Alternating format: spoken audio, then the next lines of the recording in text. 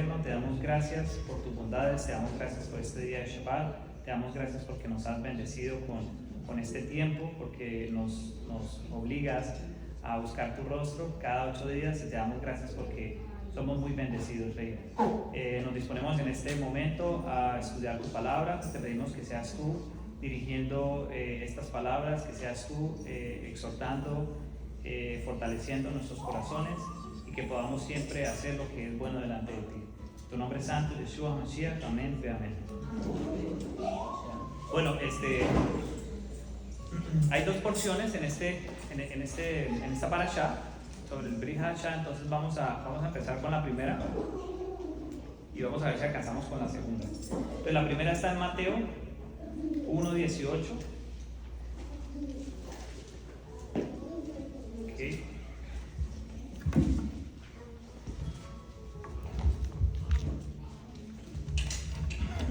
Bueno, entonces la primera porción es Mateo 1:18 hasta el 25.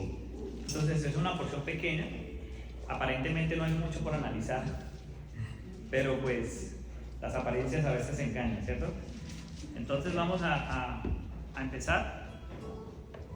Creo que en lo que a mí concierne, Mateo 1, versículo 18. En lo que a mí concierne,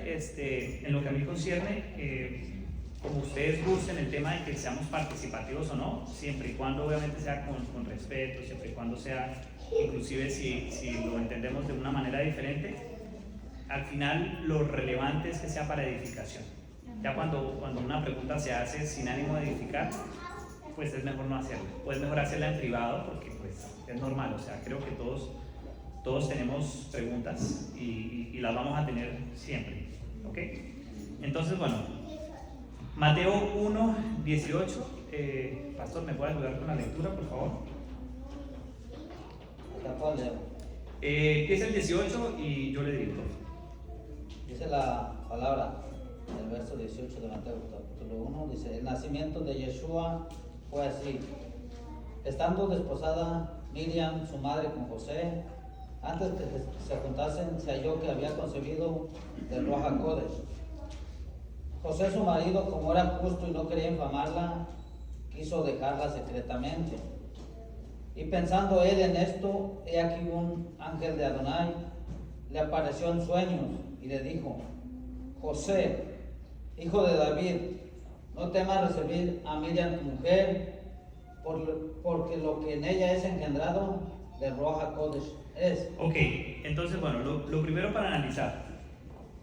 Cuando la escritura nos dice que es un justo y acto seguido vemos un actuar de ese justo, lo primero que debemos hacer como creyentes es hacer una radiografía, ¿no? Porque eso está como precedente no para que nos enteremos por cuestión de noticia o por ser un libro de historia, sino está como precedente para que hagamos lo mismo. Y en caso de que se haga lo que no es debido, pues está como precedente para que evitemos hacer lo que se hizo mal, ¿correcto? En este caso, cuando la escritura dice porque Yosef era ¿un justo qué es? Un justo no es el que es perfecto, el que no se equivoca. Un justo es el que sigue el debido proceso, el que se esfuerza por hacer el debido proceso. El debido proceso, que hay varias palabras en hebreo, pero sedek o sedaká es lo que Dios estableció como debido proceso. ¿Listo? Entonces, vamos a hacer una radiografía de lo que hace José, porque le acaban de dar una tremenda noticia. Estaba comprometido con su prometida, valga la redundancia, y ella pues se entera que ella ha concebido y ella le informa, porque es ella en primera instancia la que le informa, que es a través de Ruach HaKodesh. Ahora, son unas personas que siempre han escuchado de la palabra, obviamente, que son observantes, por decirlo de alguna manera, y en la escritura no hay ningún precedente de que se haya dado una concepción por Ruach HaKodesh. O sea, no hay ningún precedente en la escritura. Entonces, claro, viene la prometida de este justo y le dice, Ruach HaKodesh, voy a concebir por el Ruach HaKodesh, pues de una vez hay un cortocircuito tremendo, ¿cierto? O sea, es bastante entendible, bastante entendible. Entonces, ¿cómo él actúa? Porque lo primero es que no hay ningún precedente y en segunda instancia dice no quería infamarla. Esta palabra me llamó mucho la atención porque precisamente en esta parashá, vamos a Génesis 37:2, por favor. Génesis 37:2. Precisamente en esta parashá dice: habitó Jacob en la tierra donde había morado su padre, en la tierra de Canaán. Esta es la historia de la familia de Jacob. José, siendo de edad de 17 años, apacentaba las ovejas con sus hermanos, y el joven estaba con los hijos de Bilhá y con los hijos de Silpa, mujeres de su padre, e informaba José a su padre la mala fama de ellos.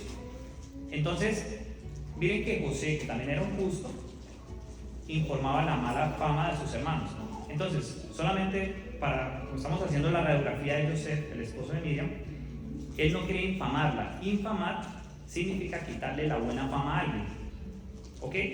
Entonces, si yo veo que un hermano está haciendo, o sea, hace las cosas bien, y yo voy y digo una mentira sobre eso que está haciendo, estoy infamando. Pero en el caso de José, hijo de Jacob, cuando él va y comparte la mala fama de sus hermanos, eso no es infamación. ¿Estamos de acuerdo? O sea, solamente me causó curiosidad que está relacionado con la parashá. Entonces, infamar es decir algo que no es. Mientras que como exhortar o lo que estaba haciendo José con su padre, de que los hermanos estaban haciendo mal, eso no es la Lashon Hara, él estaba compartiendo la mala fama que ellos mismos se generaron. Entonces, lo digo es porque a veces podemos pensar que por no querer infamar a alguien, o por no querer exhortar a alguien, o por no querer juzgar a alguien, entonces como que dejamos que siga el pecado como si nada. ¿Vamos a entender? Obviamente esto es dentro de un proceso. Yeshua dijo: si ves a tu hermano pecar, llámalo en privado, después busca 2 o 3 testigos y después enfrente a la congregación. ¿Ok? Hay un debido proceso. Entonces, lo digo porque pues parece obvio, pero creo que nunca está de más. ¿Ok? Bueno, entonces, estamos haciendo la radiografía de un justo. Entonces, como él era justo y no quería infamarla, quiso dejarla secretamente. Si nos vamos a lo que dice la Escritura, o sea, a esta persona le acaban de decir que va a concebir de Ruach HaKodesh, algo de lo que no hay precedente nunca en la Escritura. Él podría haber dicho: bueno, yo también hago justicia si la llevo ante el Sanedrín o ante el concilio y que la juzguen. No la voy a juzgar yo, pero que la juzgue el concilio, y habría sido un problema. Me llama mucho la atención que, aunque no le cabía en la cabeza, su primer accionar no fue: la voy a llevar a que la juzguen. ¿Cierto? O sea, lo primero que él hizo, ¿qué es? No me cabe en la cabeza. Y dice, y pensando él en esto, o sea, se retiró y se fue a pensar en esa situación. Entonces, ¿se acuerdan que en este espacio siempre hemos invitado a la prudencia? Inclusive cosas que no nos quepan en la cabeza, vamos a ser prudentes. Obviamente, porque ella le está diciendo una cosa que, aunque a él no le cabe en la cabeza, él fue prudente. Entonces, la prudencia es fundamental entre nosotros los creyentes. ¿Ok? Listo. Entonces, ahí estamos un poco mirando la radiografía del actuar de Joseph. Ahora yo tengo una pregunta antes de continuar. A ver si acá. Okay. Bueno, entonces yo tengo una pregunta. Aquí en el 20, okay, ¿cómo se entiende que una mujer engendre el Ruach HaKodesh? O sea, yo quiero hacer esta aclaración, y de pronto son preguntas que no sé si todo el mundo se las hace, pero lo que pasa es que a veces afuera hay unas teorías bastante extrañas con este tema de que Ruach HaKodesh engendró a Miriam. Entonces yo quiero hacer la aclaración porque pues en vez de nosotros ponernos a desmentir las 1000 teorías que hay por fuera, pues vamos a escudriñar un poco la verdad. Entonces, lo primero es que tenemos que entender que, como dice Lucas 1:35, vamos a Lucas 1:35,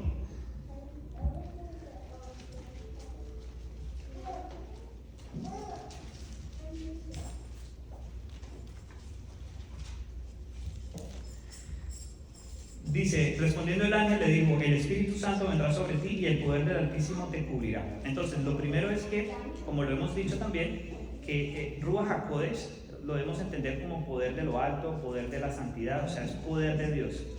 No es como que un Gasparín y llegó a la casa de Miriam o algo así. O sea, es poder de Dios. Entendámoslo como lo dice Lucas 1:35, que es poder del Altísimo. ¿Ok? Ruach HaKodesh, poder del Altísimo. Ahora, en ese orden de ideas, hay algo que yo siempre me he preguntado y lo comparto, quizás sea de edificación para alguien. A mí siempre me ha llamado la atención el hecho de que Yosef no tuviera ninguna participación en la ecuación, y aparentemente Miriam sí. Yo no sé si ustedes se han preguntado, esas son preguntas mías. Entonces, esto nos trae como dos problemas que generalmente aquí yo procuro compartir cosas que sean prácticas. No me gusta irme como allá a lo dogmático, allá en lo que de pronto son cuestiones de opiniones. Y a pesar de que esto no parece práctico, yo creo que sí es bien práctico, porque es que de esto salen religiones completamente idólatras. Entonces me parece que es importante. ¿Qué pasa? Sabemos que no había sido concebido por parte de Yosef, pero respecto a Miriam, se los digo por eso, porque es que hay una religión que entonces endiosan a la mamá de Yeshua, a Miriam, por el hecho de que ella aparentemente tiene participación genética en Yeshua. Y la segunda pregunta es, que también pasa un poco más en los medios mesiánicos, o puede llegar a pasar más cercano, es que entonces dicen, oiga, pero es que en la escritura está establecido por todos los lados de que ningún ser humano está libre de pecado. Por lo tanto, Yeshua no puede ser Dios. Yo he escuchado esos razonamientos. Entonces, vamos a responderlos un poco, ¿ok? Entonces, por ejemplo, en Job 25:4 dice, nadie que haya nacido de mujer está limpio de pecado. Está escrito en la Biblia, ¿ok? Eclesiastés 7:20, ciertamente no hay hombre justo en la tierra que haga lo bueno y no peque. Eso lo hemos escuchado todos, ¿cierto? Primera de Reyes 8:46, Salomón dice, porque no hay hombre que no peque. En Romanos 5:12, vamos a Romanos 5:12, por favor. Y ya les cuento a dónde quiero llegar.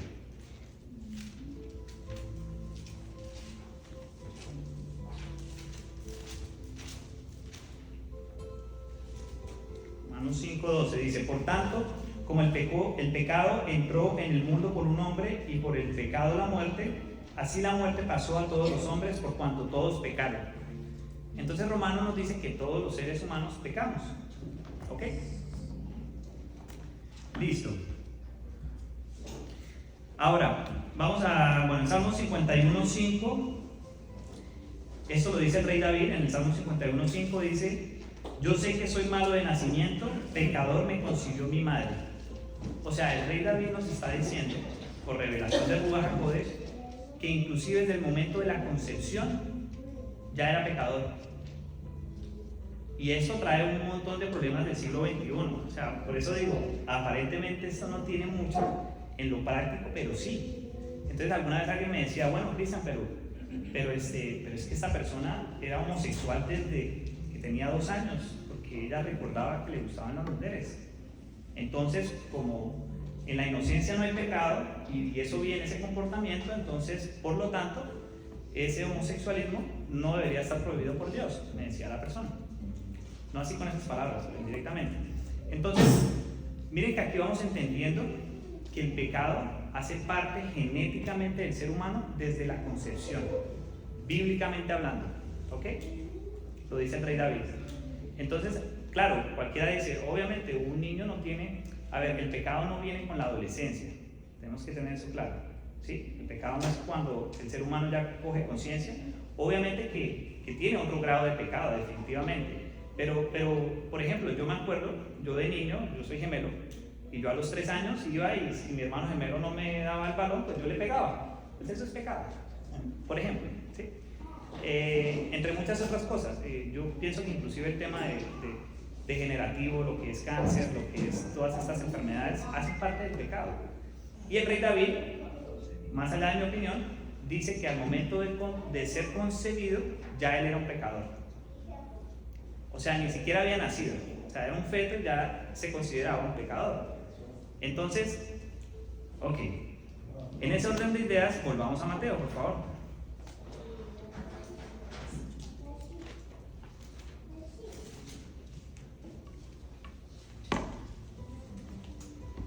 Ok. Entonces, yo les hago una pregunta. Y ustedes me ayudan a responder a las preguntas que me hacía antes. Entonces, si Yosef no tenía participación en esa concepción de Yeshua, Miriam tenía participación genética. Teniendo en cuenta todo lo que acabamos de leer, que el ser humano es pecaminoso por naturaleza. Porque si Miriam aportaba algo de su ADN a Yeshua, pues todo lo que acabamos de leer le aplicaría a Yeshua. Ahora, ¿qué es lo bonito de esto en este tiempo? Si esto lo hubiéramos explicado hace 30 años, nos dirían locos y nos dirían imposible. Pero hoy en día vemos y sabemos que el enemigo quiere copiar las cosas celestiales y torcerlas y hacerlas a su manera, pero vemos que hoy es más común que los multimillonarios le dicen, una pareja de multimillonarios le dicen a una mujer, alquíleme su vientre. Pero yo no quiero nada de su genética, yo solo quiero su vientre porque de pronto la pareja es una supermodelo y no quiere no quiere tener el desgaste físico normal de un embarazo. Entonces, hágame un favor, yo le doy a usted $20,000 y usted le vamos a poner un embrión en donde el ADN es de los papás multimillonarios y la otra solo presta el vientre. Hace 30 años eso sería una locura, ¿cierto? Bueno, ¿qué tal hace 2000 años? Entonces, la escritura no dice específicamente que Yeshua no tenía genética de Miriam, pero tendríamos muchísimos conflictos bíblicos si lo tuviera. ¿Tiene lógica? Ok. No hay ninguno confundido, súper sacrado, ¿cierto? Ok. Pregunto. Ahora, y tiene mucho sentido, porque no tendría sentido en lo absoluto que a Yosef lo corta de la ecuación, pero a Miriam no. O sea, yo siempre me preguntaba eso, ¿por qué a Yosef lo quitó de la ecuación y a Miriam no? Porque si Dios es Dios, Dios pudo haber, no sé, haber venido a la tierra de otra manera, o sea, ¿por qué en el vientre de Miriam, cierto? ¿Por qué dar pie a que hayan algunas personas que vayan a idolatrar a esta servidora de Dios por el tema del vientre? Entonces, bueno, en ese orden de ideas vamos a establecer algo entonces. Vamos a 1 Corintios 15:44. Este versículo lo hemos estudiado cuando hablamos del arrebatamiento, no sé si recuerden. Entonces, en 1 Corintios 15:44 dice lo siguiente, y aquí está hablando de cuando va a ser el tiempo de que Yeshua regrese, ¿listo? Pero dice, se siembra cuerpo animal, resucitará cuerpo espiritual. Hay cuerpo animal y hay cuerpo espiritual. Recuerdan que habíamos dicho que no está diciendo la escritura, o más bien, la conclusión a la que llegamos en ese momento era que hay cuerpo corruptible, que es en el que estamos todos nosotros, y hay cuerpo espiritual, pero el cuerpo espiritual no se refiere a que vamos a ser gasparines. El cuerpo espiritual se refiere a que no vamos a tener corrupción, y en ese momento profundizábamos en el tema. No sé si recuerdan, por ahí está el video. No, ese día no hicimos video, ¿no? Ese día fue en la casa.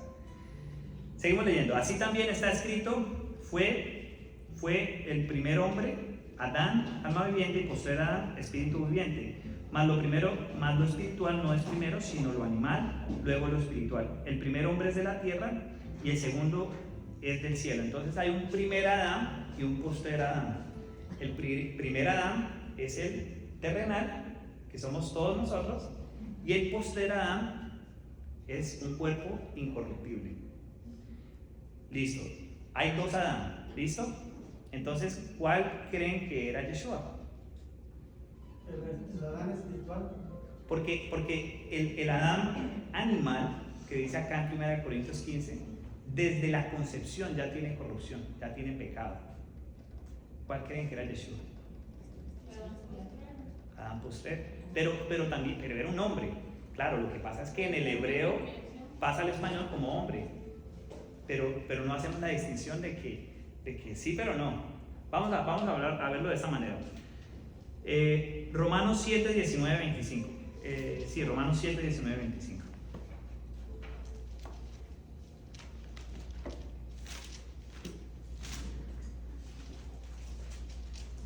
Dice Pablo acá, porque no hago el bien que quiero, sino el mal que no quiero, eso hago.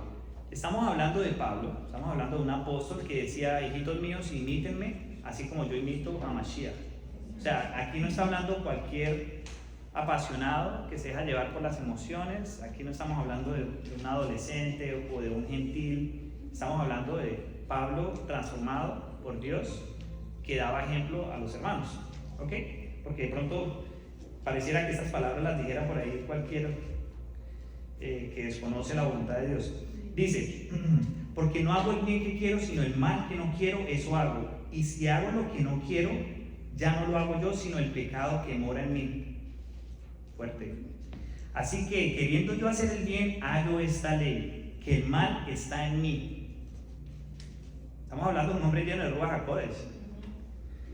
Porque según el hombre interior me deleito en la ley de Dios, pero veo otra ley en mis miembros, que se revela contra la ley de mi mente y que me lleva cautivo la ley del pecado que está en mis miembros. Miserable de mí, ¿quién me librará de este cuerpo de muerte? Gracias doy a Dios por Yeshua HaMashiach, Señor nuestro. Así que yo mismo con la mente sirvo a la ley de Dios, más con la carne a la ley del pecado. Wow. Wow. La verdad no tengo nada por agregar. Creo que todo quedó dicho. Vale la aclaración porque alguna vez hablaba con un hermano de este tema y esto lo tomaba un poco como de excusa para seguir pecando. Y no tiene nada que ver. Aquí lo que está diciendo Pablo es que por mucho que Dios nos capacite en Ruach HaKodesh, por mucho que nosotros estemos dentro de la voluntad, hay pecado en nosotros, en nuestra genética. Miren, eso es tan impresionante. Nosotros lo que conocemos es un borde así por encima. Eso es tan impresionante que alguna vez leí un artículo de una universidad de Estocolmo, me parece, en Suecia, que decía que hay un gen genético, valga la redundancia, un alelo en el ADN del ser humano, de algunos, de infidelidad. El alelo 334, me acuerdo. Entonces, decía que cada 2 de 5 hombres tenían un alelo, ese alelo de la infidelidad, o sea, que la infidelidad era una cuestión genética. Y yo digo, wow, no me parece loco. No me parece loco porque va acorde a la escritura. O sea, el pecado está inherente al ADN, o sea, porque si está desde la concepción, ya no se trata de conciencia. Porque ¿qué conciencia tiene un feto? Se trata de una cuestión genética. Por eso Pablo, que era un referente para nosotros como creyentes, dice que con la carne le sirve a la ley del pecado. Y por eso la escritura dice, cuídate con la que duerme contigo, que no es tu esposa ni tu mujer, prefiere a tu carne. Señor. Hermano, entonces, por la Iglesia Católica, por eso dice que se tiene que bautizar de chiquitos para quitarles el pecado, ¿no? No, porque es que si se bautiza, igual sigue siendo esclavo a la ley, o sea, la carne, el cuerpo de ese bautizado sigue siendo esclavo a la ley del pecado. La única solución que Dios diseñó y está escrita acá es la resurrección de los muertos, o los que estemos vivos, transformación del cuerpo. Y Él nos va a dar nuestra morada espiritual. ¿Acuerdan que lo estudiamos en su casa? Entonces, vamos con un último versículo acá. Filipenses 2, 6 al 8.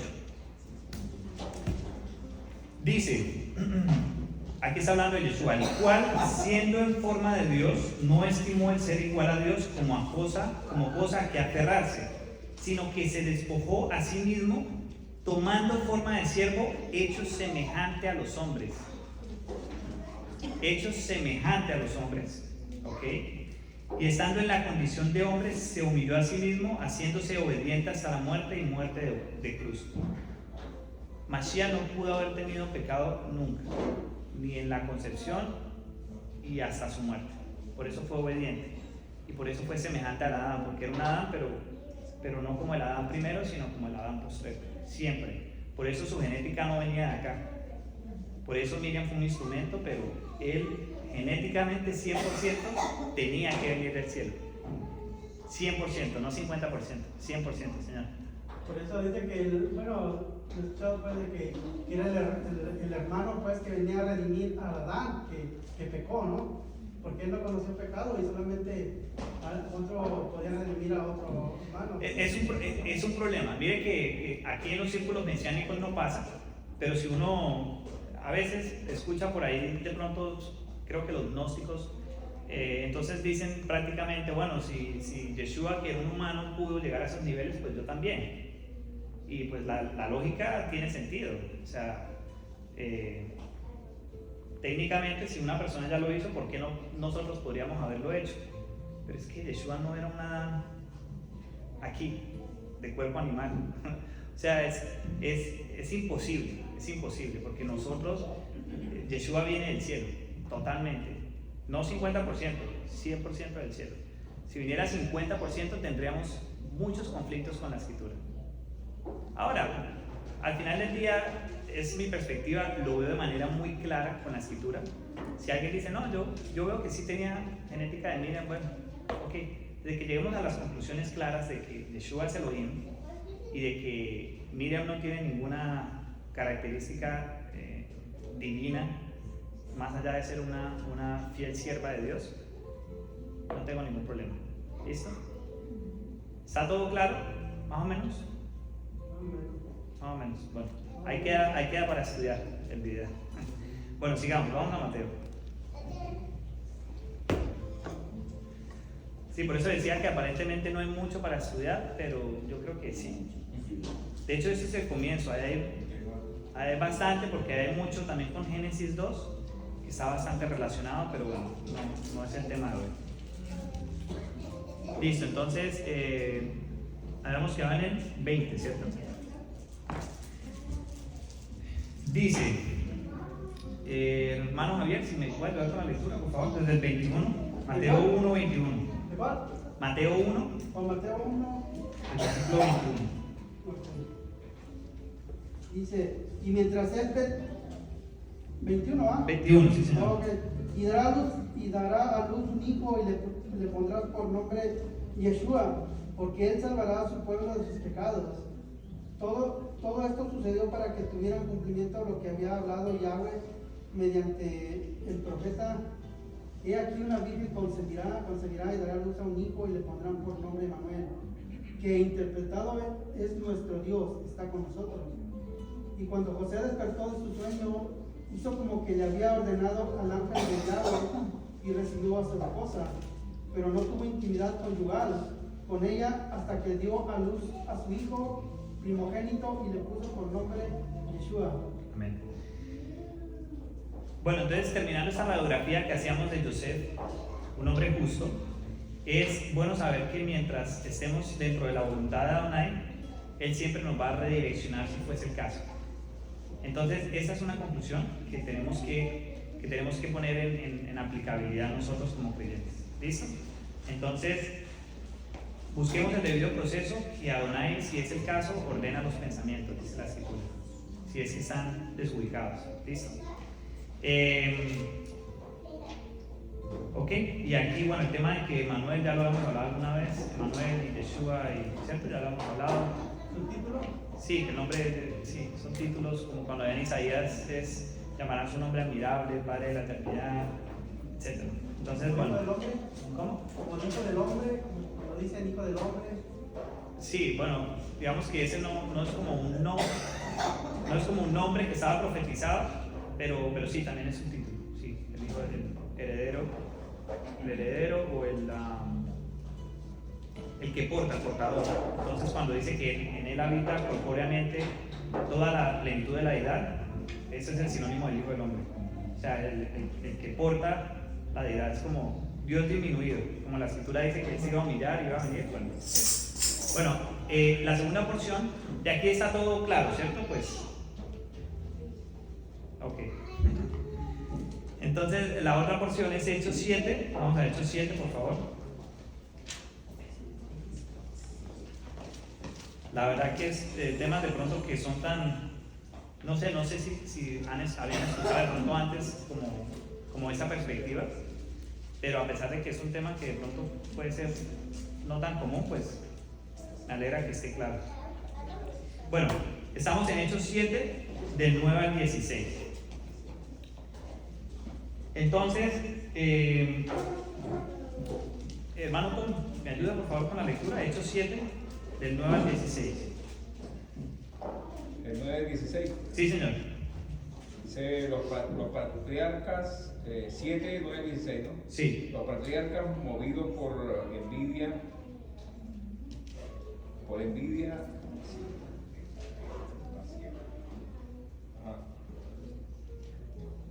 Los patriarcas, movidos por envidia, vendieron a José para Egipto, pero Dios estaba con él. Bueno, aquí un paréntesis. Vamos a poner un poco en contexto. Aquí está hablando Esteban y está hablando de frente al concilio. Voy a leer aquí un poquito antes y ya continuamos con esa lectura. Desde el 6:8 voy a leer. Y Esteban, lleno de gracia y de poder, es decir, lleno de Ruach HaKodesh, hacía grandes prodigios y señales entre el pueblo. Entonces se levantaron unos de la sinagoga, llamada de los libertos, y de los de Cirene, de Alejandría, de Cilicia y de Asia, disputando con Esteban.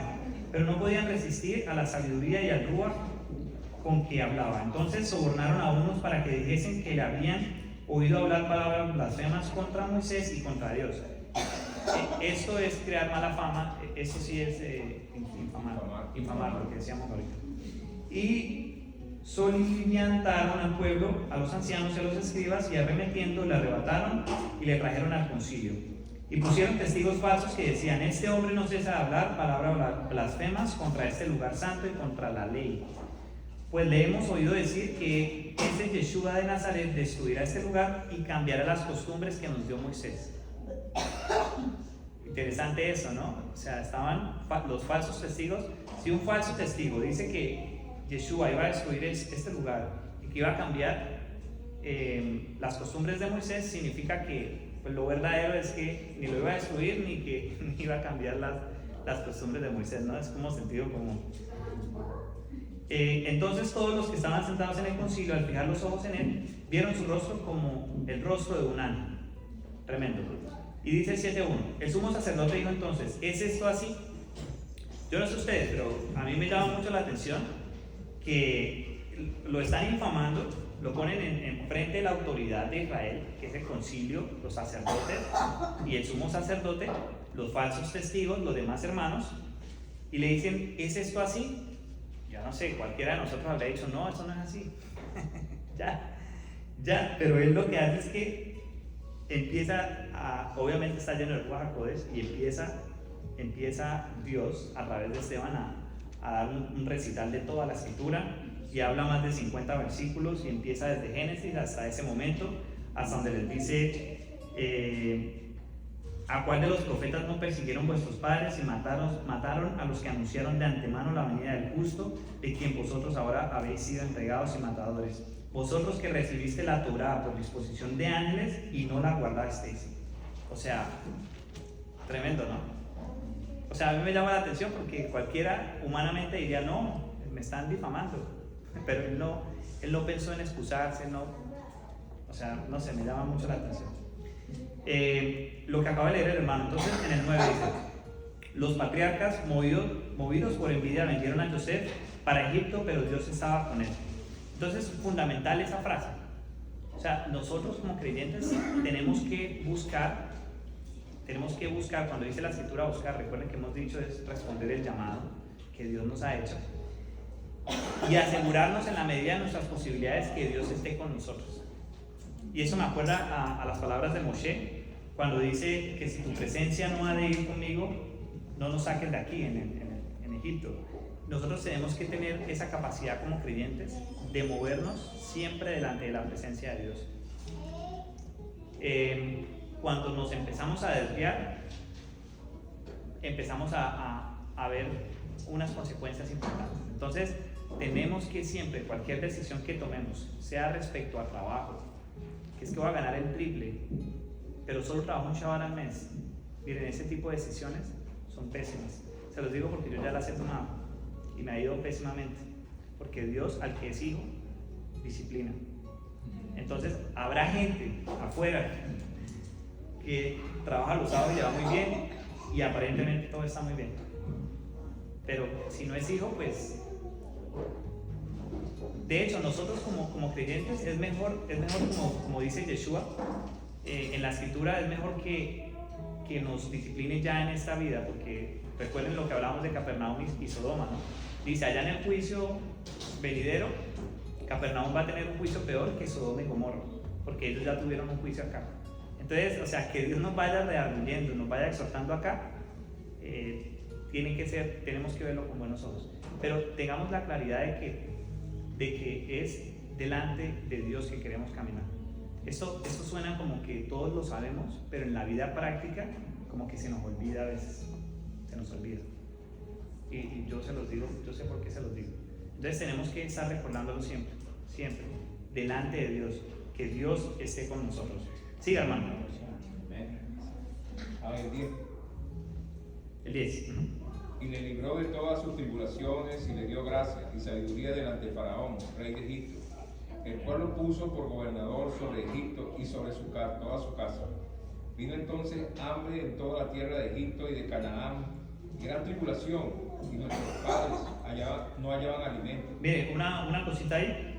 Aquí está hablando de nuestros padres, obviamente está hablando de la ascendencia genética, ¿no? Entonces hemos dicho que padre se utiliza en ese contexto, claro, un papá y un hijo, pero también se utiliza en el contexto como en el 7.2, cuando Esteban le responde al sumo sacerdote y a los que están ahí, dice, y él dijo, varones hermanos y padres. ¿A quién llamó Esteban padres? A los ancianos, Al concilio, conciliaros, a los encargados de impartir la justicia de la Torá. Sanedrín. Al concilio, sí, Sanedrín. No sé si se le llamaba Sanedrín en ese momento, pero sí, el concilio. Sí, el concilio. Sí. Entonces, la cuestión es que, miren lo curioso, que ni siquiera eran creyentes en Mashiach, y Esteban aún así los llamaba padres. Entonces, vemos simplemente que hay diferentes definiciones para la palabra padre, como ya lo hemos dicho antes. Ok, sigue, hermano, por favor, el 12. Entonces, y cuando yo, Jacob, que había trigo en Egipto, envió a nuestros padres la primera vez, y en la segunda, José se dio a conocer a sus hermanos y fue manifestado a Faraón el linaje de José. Y enviando José, hizo venir a su padre Jacob y a toda la parentela en un número de 75 personas. Así descendió Jacob a Egipto, donde murió, y él y también nuestros padres, los cuales fueron trasladados a Siquem y puestos en el sepulcro, que precio de dinero compró Abraham a los hijos de Hamor en Siquem. Amén. Bueno, hermanos, hasta ahí va la porción del Brit Hadashah. Y bueno, por ahora no tengo nada más por agregar. Entonces, muchas gracias y bueno, sigamos disfrutando Shabbat.